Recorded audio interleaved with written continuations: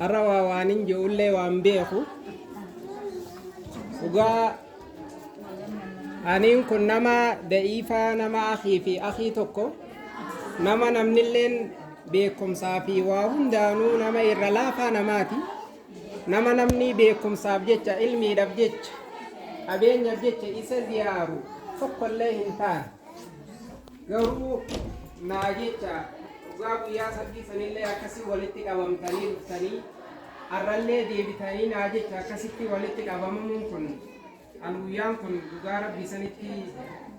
akka ajaa'ibaa takkatti ilaala kanaaf